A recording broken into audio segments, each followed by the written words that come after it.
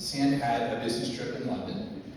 A couple weeks later, we got some scans, and her blood work looked good, so I started to have a little bit more hope. Maybe I was just being paranoid. And then she actually, what time it was like middle of the morning or something, or late at night, midnight, she looked on the portal and saw, okay, it's cancer, which gave her time to prepare mentally to tell me. When she got back, she was so intentional about talking to me and then sitting down and we'll get to this in a little bit, telling her daughter. But the first person I called, like I did not call, this is gonna sound strange to everybody except for the MFP peeps who are here. Raise your hand, where are you? MFP, come on. Everybody, like this is people in our CrossFit gym. The very first person I called out of instinct was my very close friend Marco, who owns our CrossFit gym. Marco is, he believes that we're very close in a past life. I'm not sure about that, but we are connected in some way. And Marco, what's amazing about him is he's such a healer. He started this gym, part of his journey was that I was talking to someone who had walked through cancer himself. And that approached his whole, shaped his whole approach to health and longevity. And so he's the first person I want to talk to. What do we do? What is this like? And he immediately called me back, and I was okay because I talked to Marco. So I want Sand's CrossFit coach to be the next person to share because he was the next person in the story. And was definitely very, very close to his journey.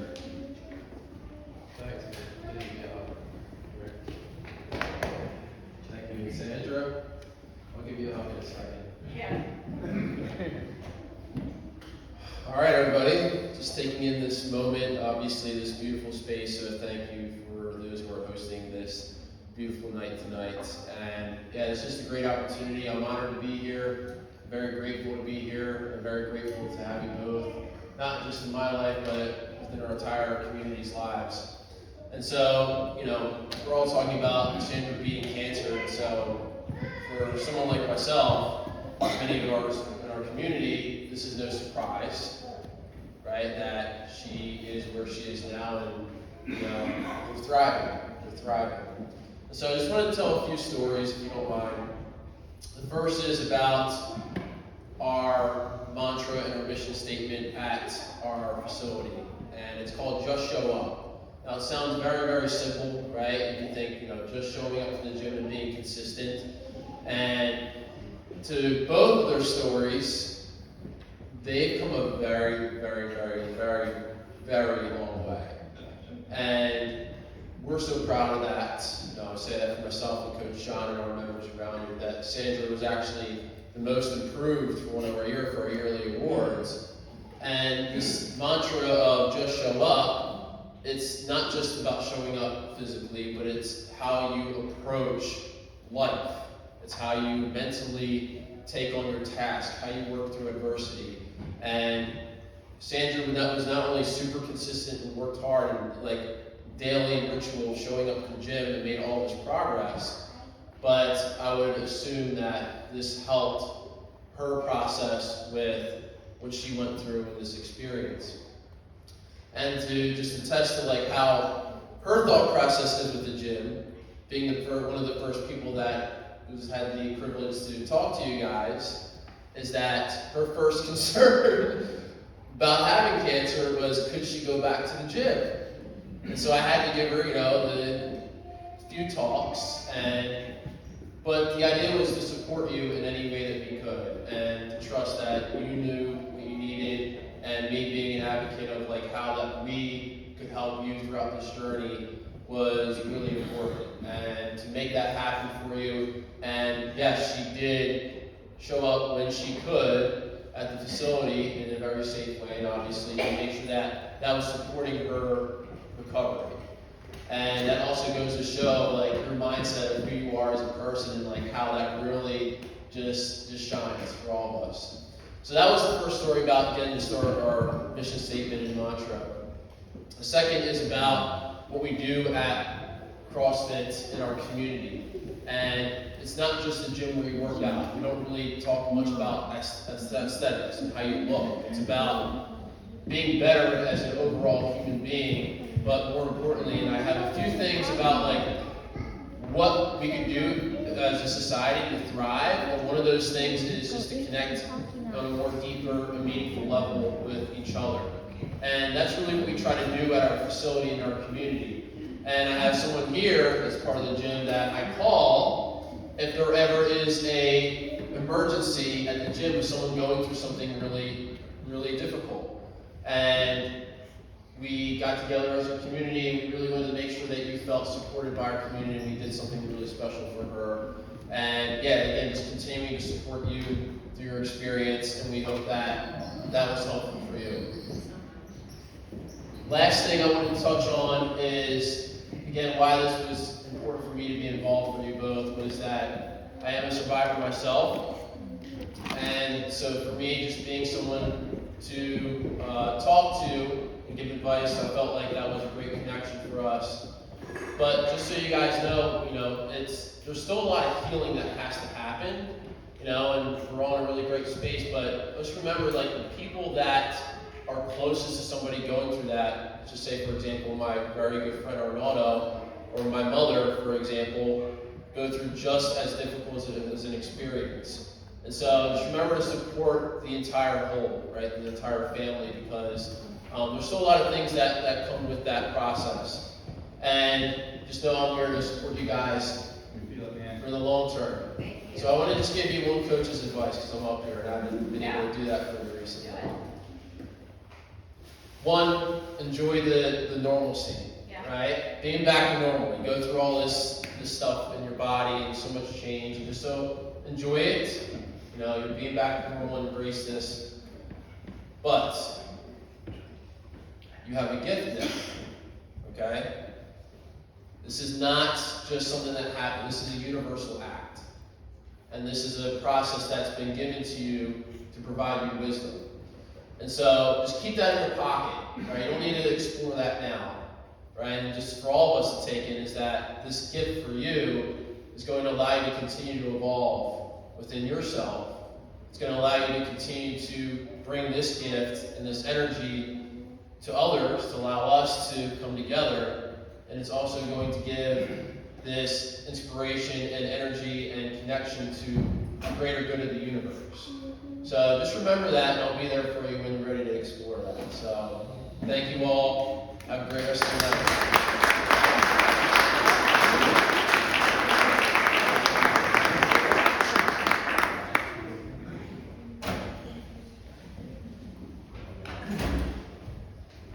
The next thing that happened when we came in was she looked at me, and Sam looked at me and said, "We need to go tell Colette." She was upstairs, and we called her down, and we sat her down, and she immediately knew something big. And she was, I wish she was here so I could say this to her face. But I have said it to her face many times. She was a crazy support. She was so wonderful. She's a person who is at her best when she is caring for others. And she was really helpful, and I asked her if she could record something. She's in Spain right now, studying abroad. And so we have a video that Robin has queued up. And Sam hasn't seen this before, so.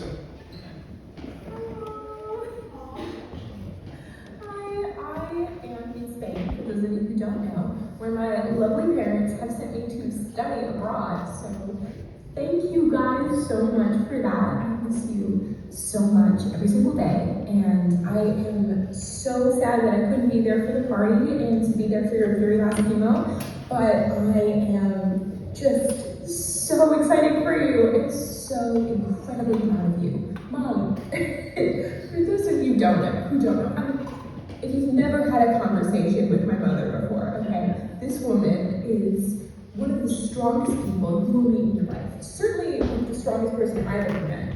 She is a gladiator. She would have several hours of chemotherapy where she'd get her head frozen into an icicle. Okay, an icicle, like there would be actual icicles on her head, and her hands and her feet, and then she would get up the next morning at like 4 a.m. and like work. Like that's how passionate she is about her work, about the people in her life, she loves so fiercely through her diligence and determination, and she's just so inspirational. Mom, I love you. I'm so proud of you. I hope that one day I will be half the human being that you are. I will have half the dedication that you do to your work, your family, your church, your CrossFit. This woman does CrossFit. I don't do CrossFit, and I do chemotherapy, but this woman,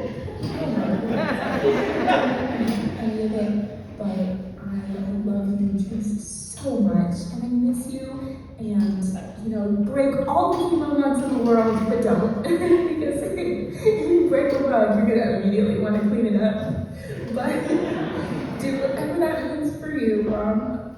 All of the best crossword puzzles in the world, and I can't wait for you to visit, and I love you so much. I love you.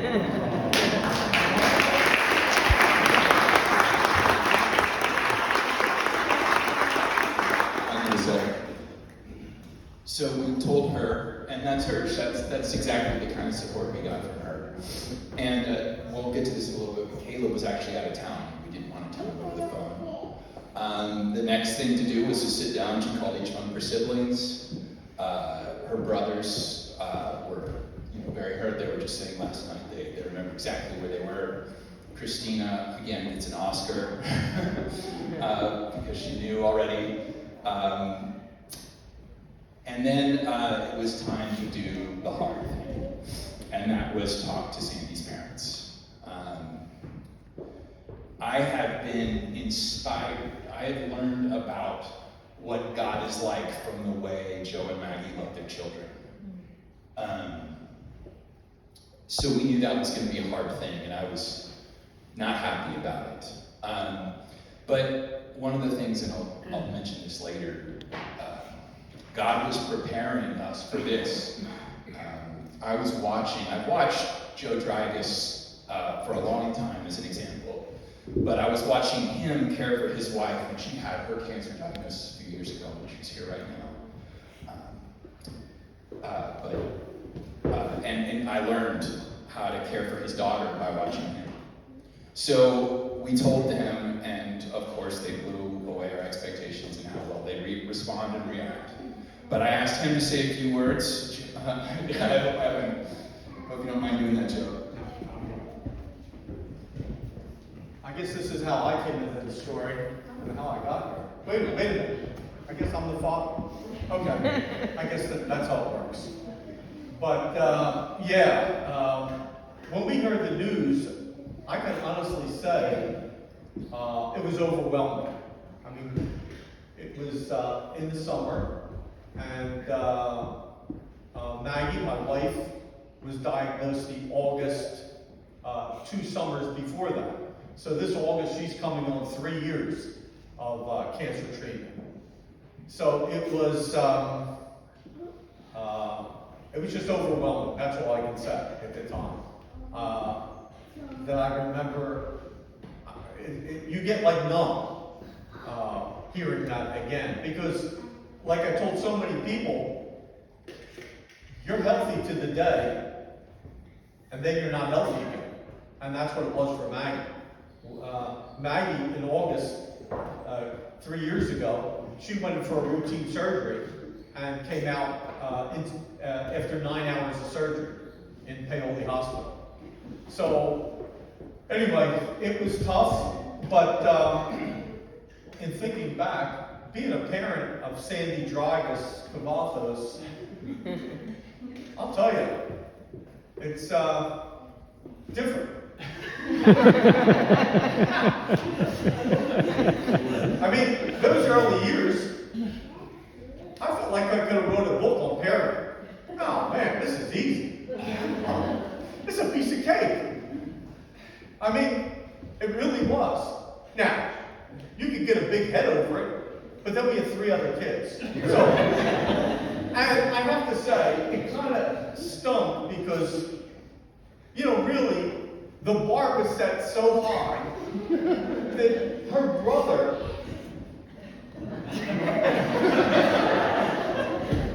could just just never measure up. I mean, you go to parent-teachers meetings and they were always the same.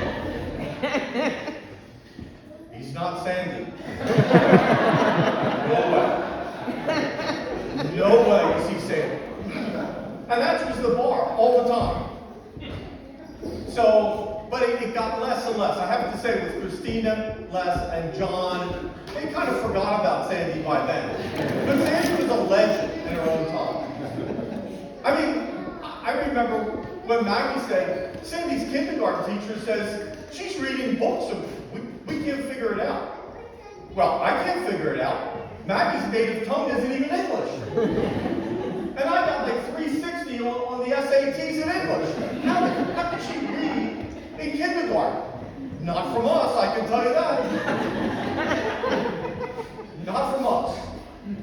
But, so it was a blessing, raising Sandy. And again, as a parent, we really had to discipline her a lot. Because in high school, we couldn't get her to stop studying. Now, imagine that. Imagine you're the parent saying, Sandy, stop reading. And then she would get under the covers with a little flashlight and read. Sandy, it's 2 a.m. Stop studying. She wouldn't stop. So that was the biggest thing that we had to discipline her on in high school years. We begged her to stop studying. We were unsuccessful. We really were. And even to this day, Sandy gets chemo treatment. Maggie talks to Sandy basically every day. So Maggie talks to Sandy, 6:30 Saturday morning after she gets her chemo. What have you been doing for the last, 3 hours? I've been working. What, since 3 a.m? Yeah. You know what? She's the same person she was when she was 5, 6 years old. Same thing. But in looking back, as a parent, like I said, I could have got a big head and said, okay, this is how you raise kids. Oh yeah, sure. No. It wasn't the parent that did it. It's the individual. And I often said that I wish God would make us kind of like robots, so you have good parents and your kids end up good and that, but they have their own free will. And she had her own free will, and we praise the Lord that the way she turned out. But lastly, I would say that the last 3 years have been difficult. And I would say the beginning stages are really hard to get your arms around a situation where you're perfectly healthy from one day, and then that next day you're not perfectly healthy, and things change. Well, does God care? Does God love me? Why? What happened?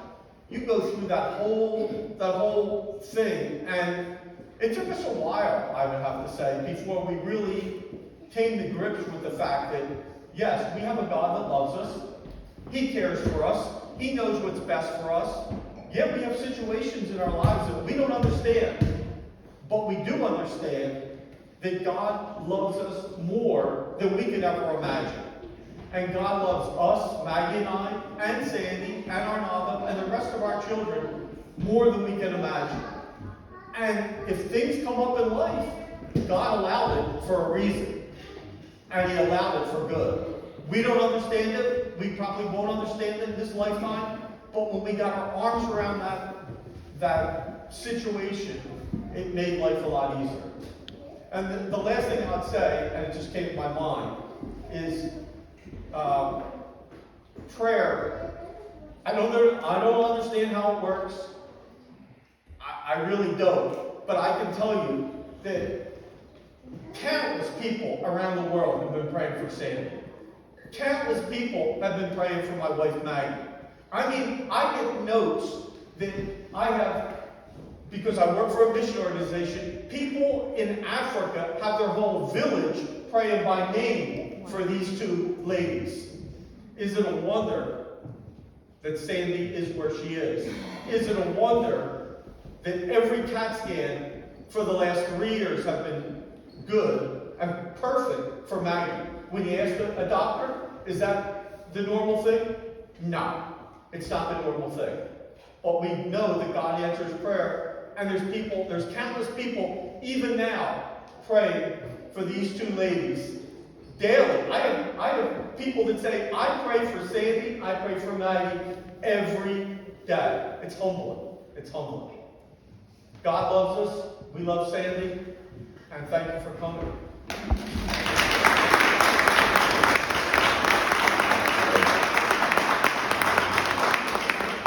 So at that point, the big thing left. We had to get the ball rolling. We had to tell people because we had to start chemo. But Caleb was away with a friend in Wildwood, New Jersey, and we didn't want to tell him on the phone. So we were so nervous because he's coming back to a whole different world. I don't have one person who amazes me that I live with. I have three. I really, to pat myself on the back, it takes a really strong person to live with three people as talented and remarkable as I do. And Caleb is, man, he's a remarkable son. I say to him, I've said to him many times, I hope that someone in your life brings you the amount of joy you bring me. So then Caleb came down. We said, as soon as he got back from Wildwood, we sat him down and we told him the news, and he wanted to share a few words as well. So.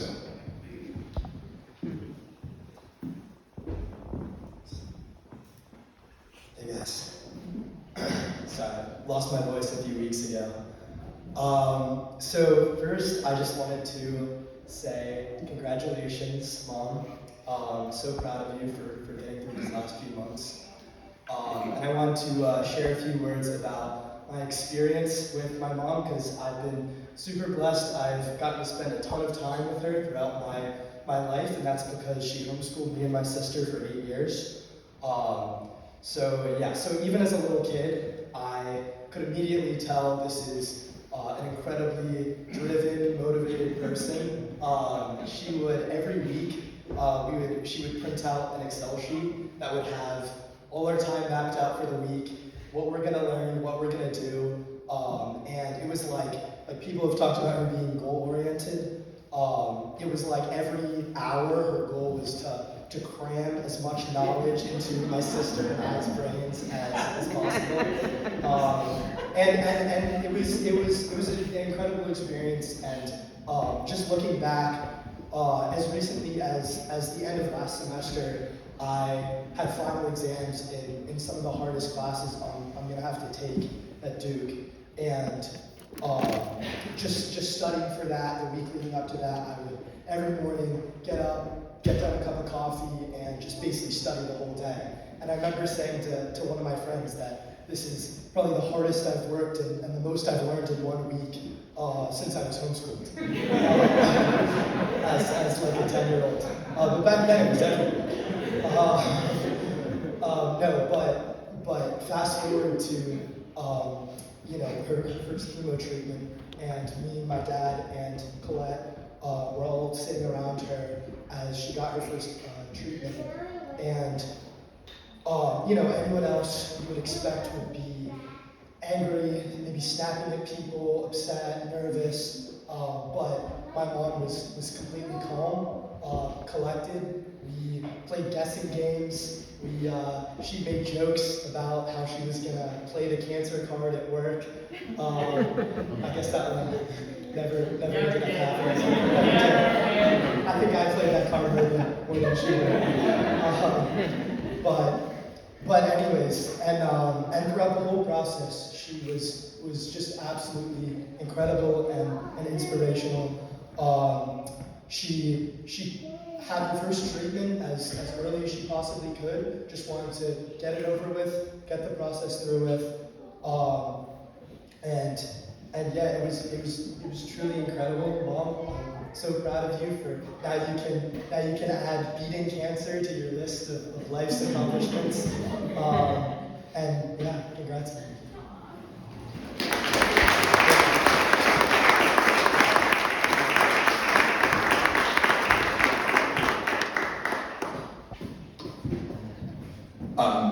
So at this point, people knew. We brought in our small group. We brought in most people, and then the big thing then was work. And one thing about cancer that you don't think about till you get there is you're not allowed to have any conflict. But you do anyway. And I was concerned because I didn't know what this was going to do to her physically, and I knew she didn't. She really liked working. And she decided not that she was not going to not tell anyone, but that she wasn't going to tell anyone for now. Except for one person that she knew she could really trust. And that was her boss, who's provided opportunities for her and taken great care of her, and knew the whole time.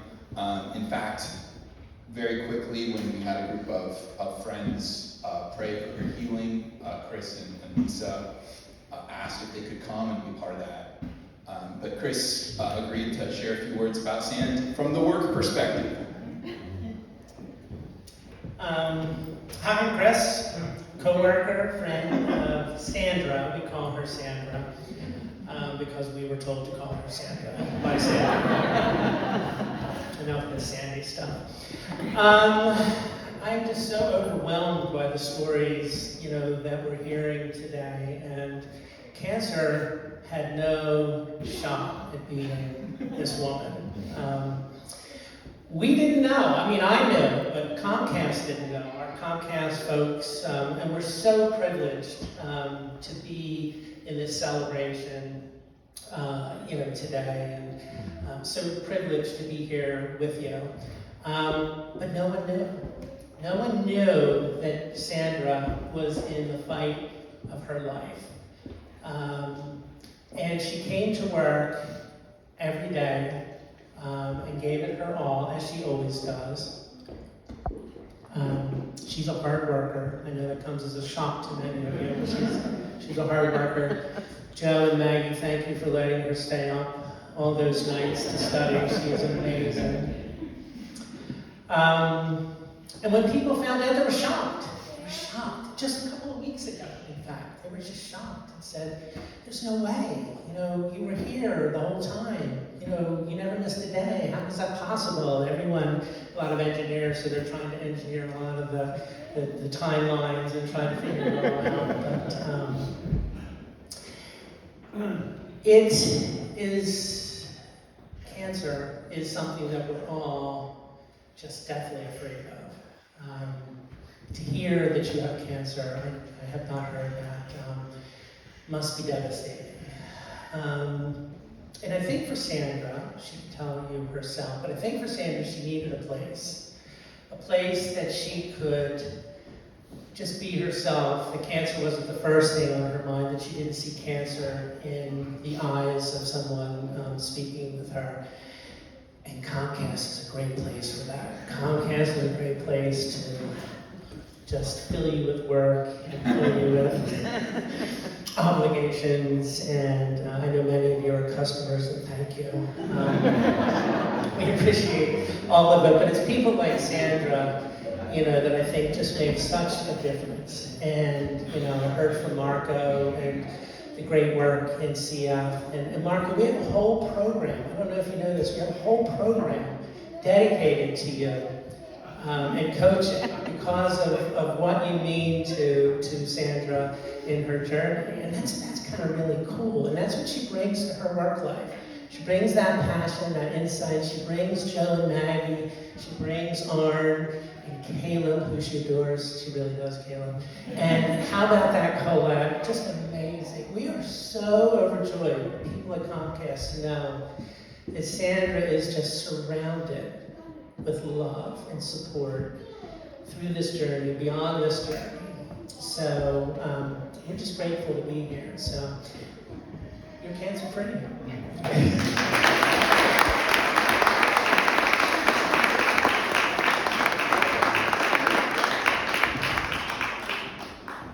I'm putting this here because I think I need it. I'm theoretically going next, but we'll see if I can get through it.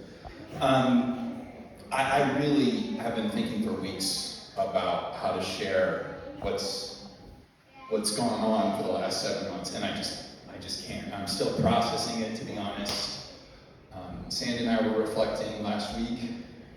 Just going through, it's kind of like you're coming out of a tunnel, and we went, oh, this year we'll have been married 27 years, and you were 21 when we got married. Like, that's it. Oh yeah,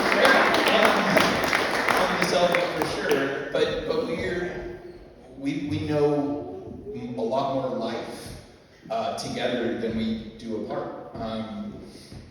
So I'm just gonna, instead of sharing a bunch of stories, just reflect on 4 quick things that I'm really thankful for the last 7 months. The first one is timing.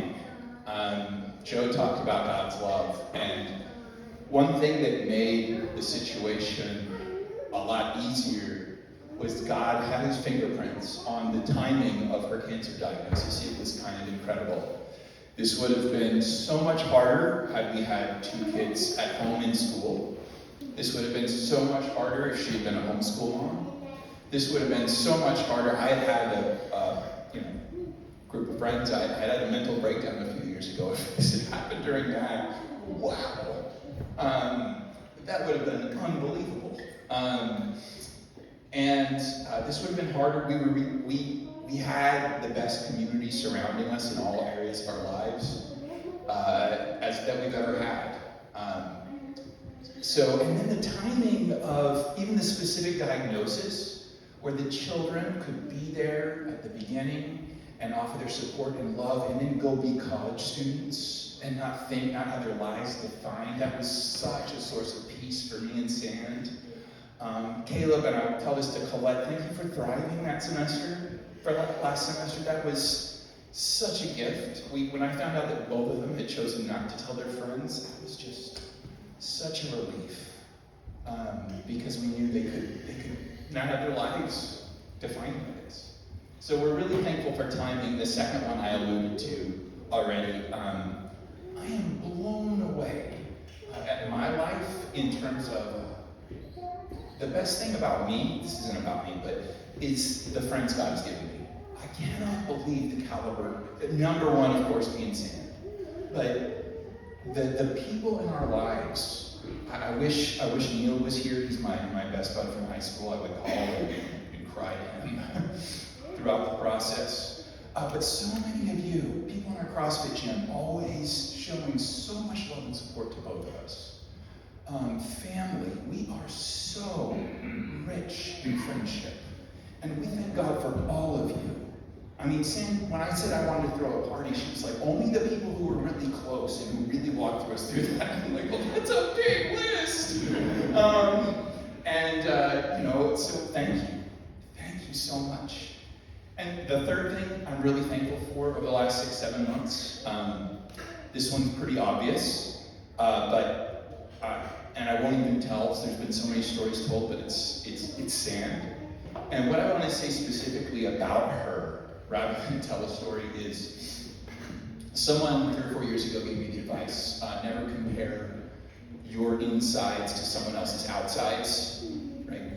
But for Sand, that's really who she is, right? She's not, the closer you get to her, the more amazing she becomes.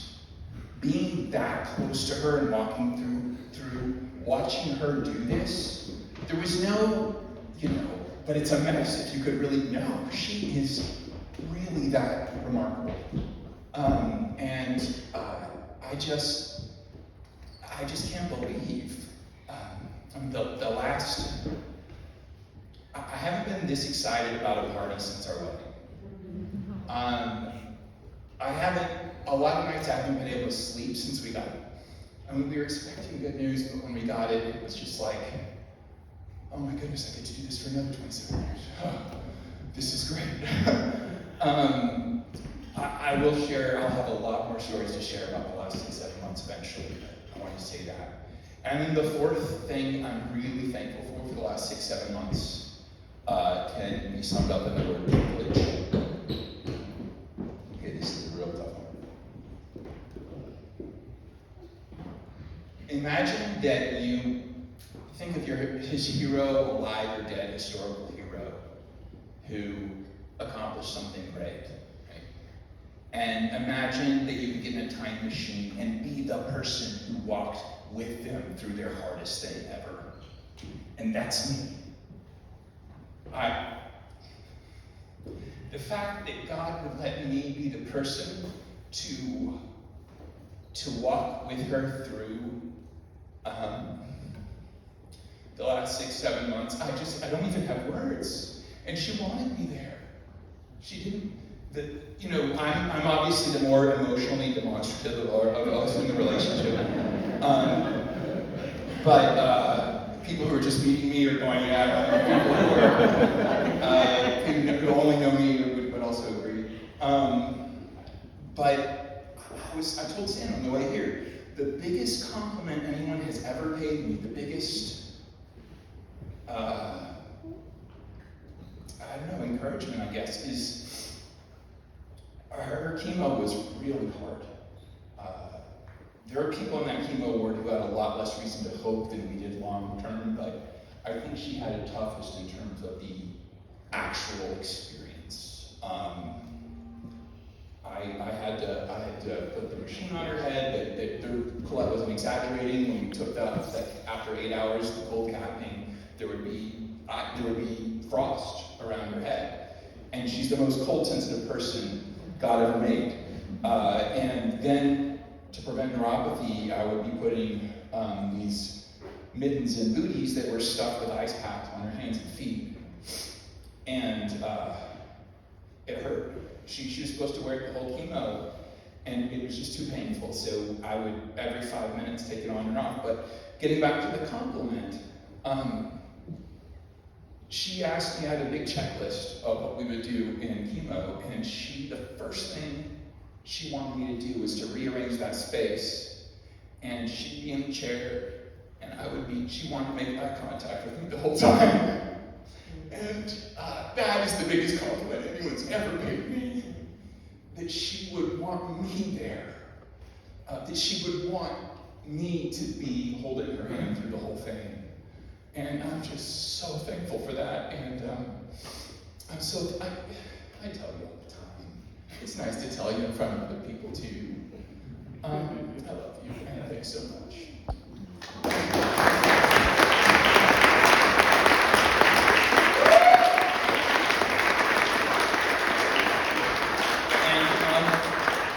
She wanted to say a few words, and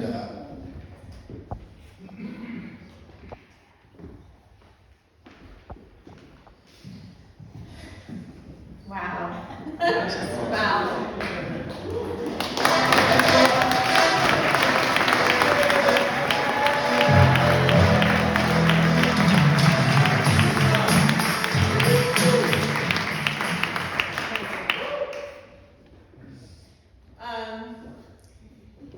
It's funny, you don't hear much about cancer recovery parties.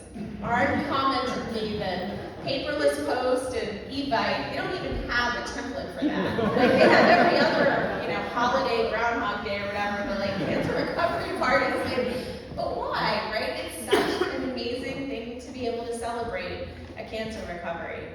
I just have so many people I want to thank, and I just want to start by actually thanking God.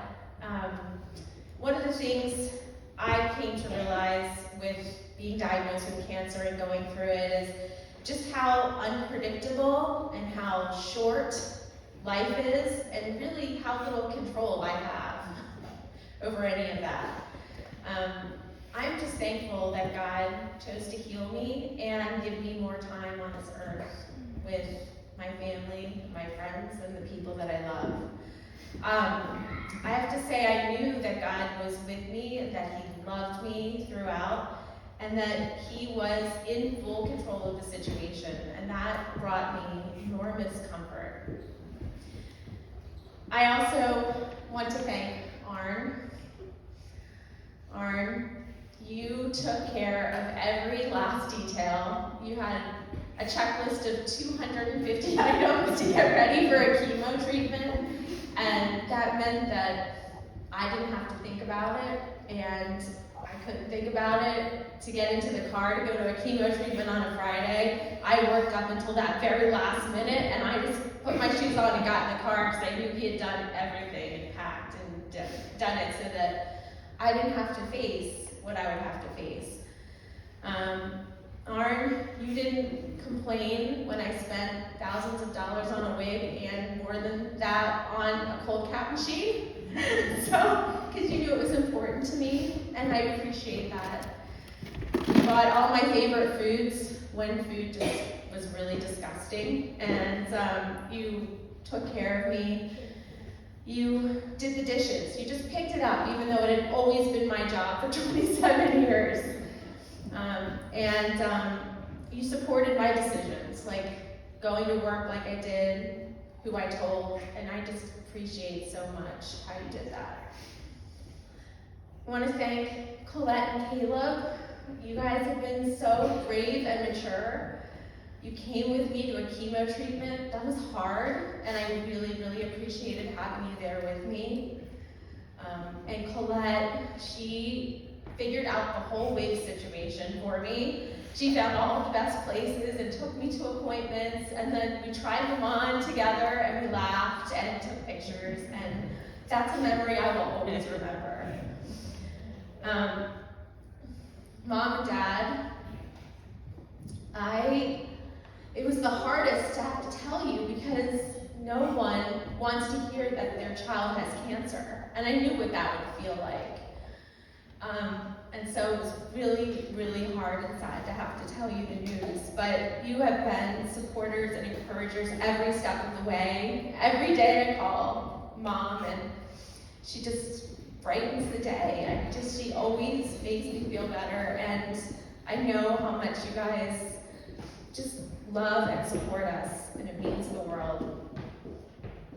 I want to thank our small group at Church of the Savior, and I see the Emerys back there, Rebecca and Andrew and others, and you guys just really supported me and in ways that meant so much, with gifts and prayers, and one of the things that you gave me at the beginning was this blanket that said love all over it, my love blanket, I said, and I always told Arn, we were going out the door to chemo, you have the love blanket, right? I had to have that blanket on me the whole time during chemo. It was just like a symbol for me of all of the love of, like, really all of you, the people who were praying and the people who cared for me, and it just meant so, so much.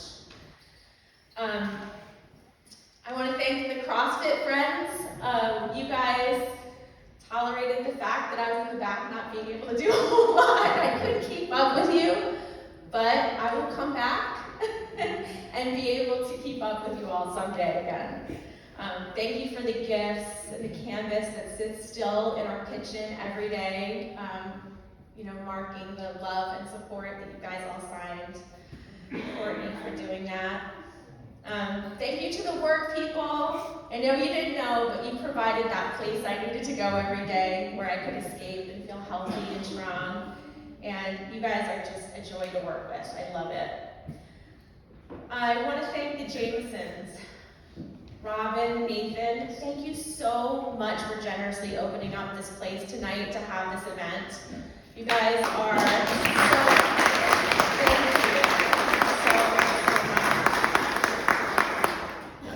I want to thank everyone here who sent a gift or a card or told me that they were praying for me. So many people, that was the thing they would say, and it just meant so much that you guys were praying for me, more than you know. And thank you, all of you, for coming out tonight. There's a lot of places you could be, and I just appreciate you taking the time to be here to celebrate with us tonight. And now, the moment that you've all been waiting for is here. There's a tradition of ringing a bell when you've conquered cancer, or cancer battle is over. And I have not done it yet, but now is the time you can celebrate with me and watch me officially ring the bell.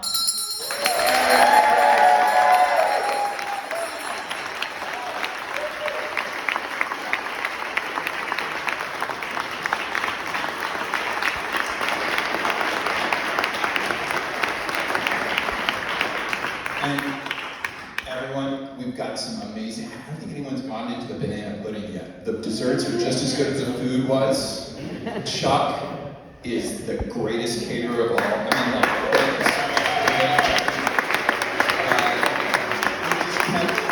just kept texting me,